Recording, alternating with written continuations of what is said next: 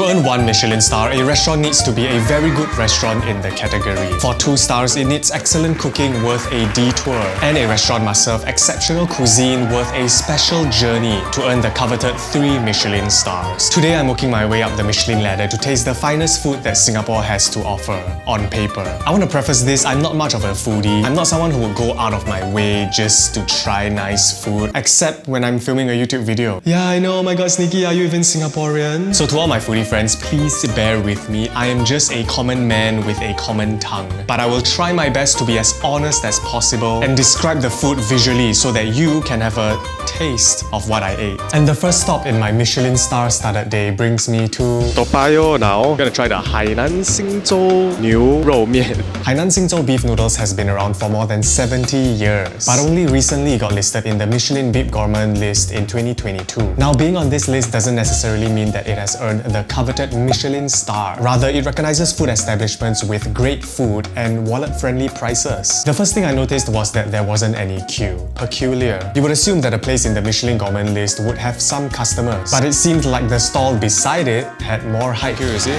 Lai Heng, making me want to try this stall instead. And now it's time to taste this legendary bowl of noodles. From this footage, you can clearly see me eating this bowl of beef noodles without making a single comment.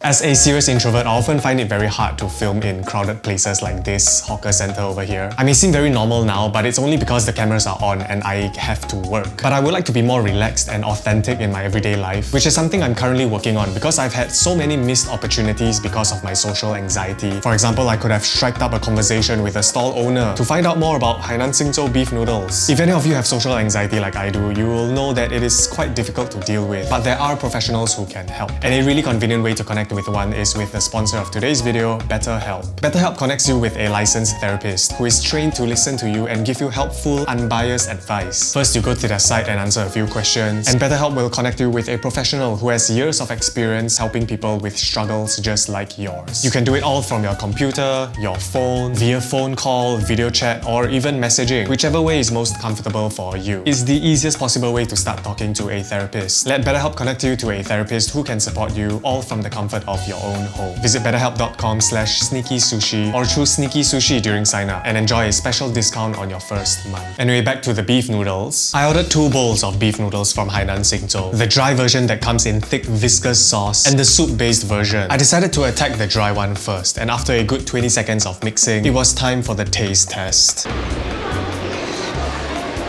The beef is damn soft and tender. It's actually quite sweet. It's quite a sweet sauce. It's a very sweet beef noodle. The thick sauce was not overpowering. In fact, it had just a mild beefy taste which grew in intensity the more you had it. It's not a dish that kicks you in the nut and makes you scream, "Oh yeah, baby." Rather, it's a constant caress of gentle beefy love that blankets your taste buds, which unfortunately led to my disappointment. I gotta be honest, it's not like super fantastic for a Michelin recommended store. Like if I were to eat this, I wouldn't think that it's a Michelin recommended store. I would just think it's a slightly higher than average beef noodle store. Perhaps it's the hype of the Michelin recommendation, but I was expecting a more complex taste and a stronger kick. Then it was time to try the soup-based noodles. This simple dish had a warm, hearty feel to it, and unfortunately, that's all it had to offer.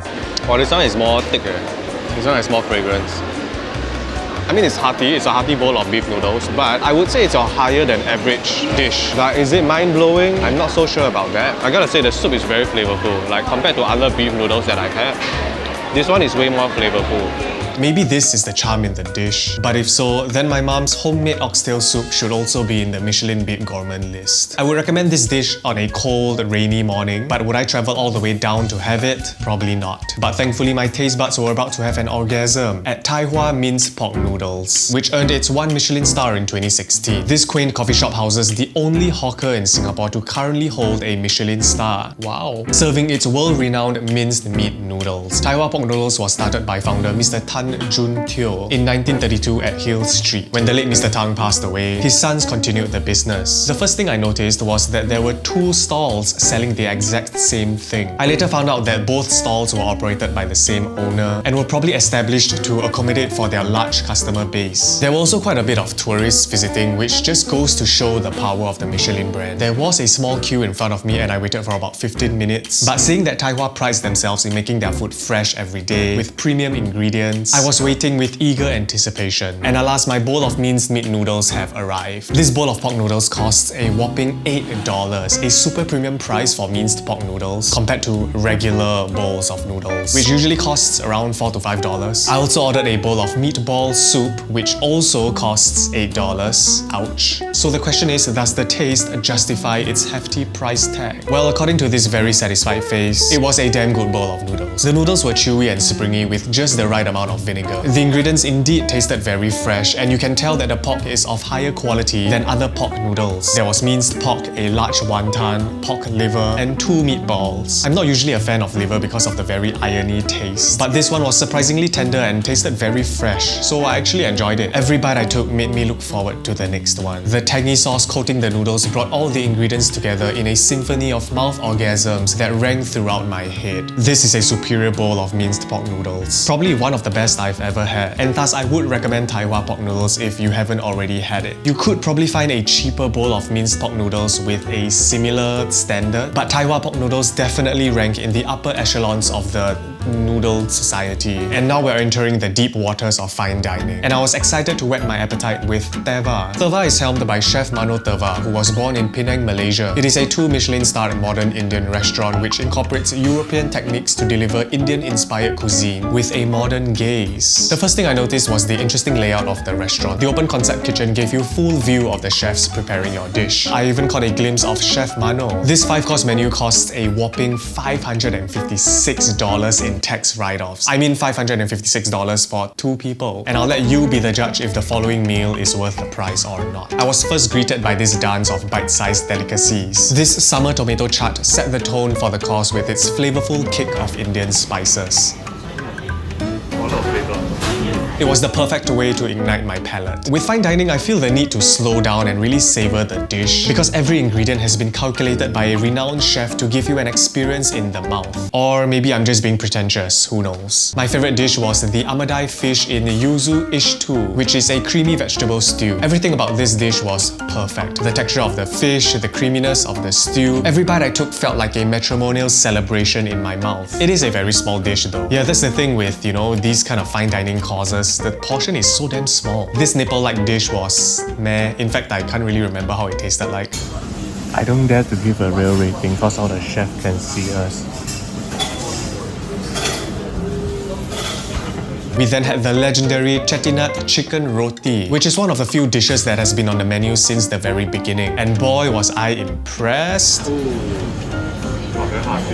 Even with my peasant tongue, I could taste the complex combination of all the spices, which was perfectly balanced with the chicken. It was hearty, delicious, and I only wish that it came in 2s. For our mains, we had the Lumina spiced rack of lamb, along with lamb biryani. The lamb was very tender, as you can see from this insane jiggle. Look at that. And it was perfectly cooked. However, after a while, the lamb did kind of get a little bit dry, at least to me. These are the other dishes that I had throughout the meal. Honestly, I'd rather have they serve me everything all at once so that I can just gobble them all up. But alas, that is not how you experience a 5-course meal. Overall, it was a very good meal. I'm glad to have experienced Chef Mano's culinary boldness in combining his traditional Indian roots with a modern twist. According to one of the staff there, Thevar hasn't been doing well for the last 2 months. So if any of you guys would like to support this restaurant, I would recommend this place for a special occasion. For my final meal, I visited one of the only 3 restaurants in Singapore to hold 3 Michelin stars. We are at Odette right now. Very excited to try this place. And the first mistake I made was wearing shorts. Yeah, I wore shorts to a 3 Michelin star restaurant and I was kicked out. Just kidding, the staff very kindly lent me a pair of Uniqlo pants, which actually fit very well. Odette is helmed by Chef Julien Royer. It is a 3 Michelin starred modern French restaurant located at the iconic National Gallery, Singapore. Yeah, look at that bridge. National Gallery, amazing. It's been a while since I came here. It started in the year 2015 and in 4 years was awarded 3 Michelin stars. And it is constantly ranked as one of the best restaurants in the world. Compared to Thevar, Odette had a way more fancy atmosphere. I initially thought it would be too posh for my taste, but the staff really made me feel at home. Especially this guy, he was so nice and friendly. First up were these cute little things, which I forgot the name of. This donut thing was amazing. It was filled with cheese that just oozed out. This is so cute. It's a little donut.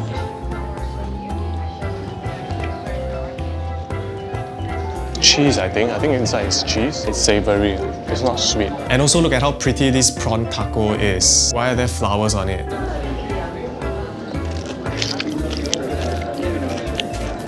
It's very zesty. Honestly, I don't eat prawns, but I can't even taste the prawn in there.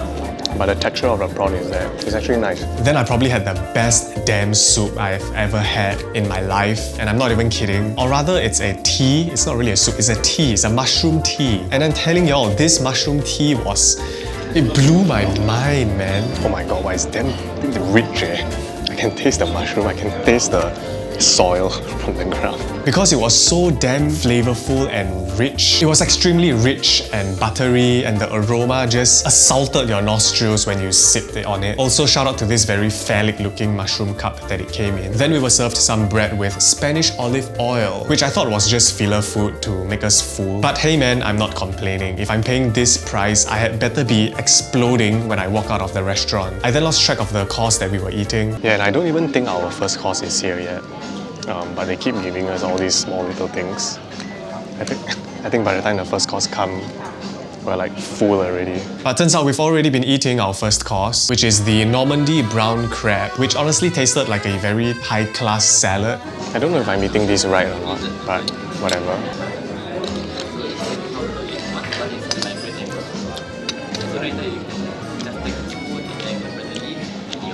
Tastes weird. This zucchini dish was kind of mid. It was very crunchy but rather mild tasting. We have the zucchini dish. Oh shit, this is our second course. We actually didn't know we had the first course just now because it was so small.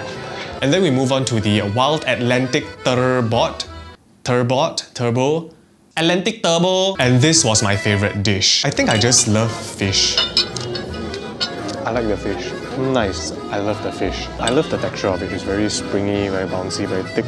It was super tender and springy, and the savory garlic villete sauce complemented the fish so well. But again, the portion is befitting of an infant. Next, I had one strip of lamb. Yeah. It's so tender and soft. The crispy skin and the fat is perfect. You think? It's really nice. And for dessert, we had the Garigute strawberry toot. It was sweet, crunchy, all the textures that you want in a strawberry tart. And it certainly satisfied my sweet tooth. Probably the best dessert that I had that day. I've come to realize that fine dining is more of an artistic culinary experience rather than a filling meal. For me, I would only go to these places on very special occasions or maybe a big celebration. Spending hundreds of dollars on a meal just doesn't really justify it for me when you can already have such good food at $8. Cooking is such an intuitive art form, whether it's a 7-course meal or just a simple bowl of minced pork noodles. And I'm glad to have experienced just a slither of the wide dimensions of food in this video. Thanks for watching and consider subscribing to support this channel. And now I'm gonna make my own 3 Michelin star dish, Shin Ramyun.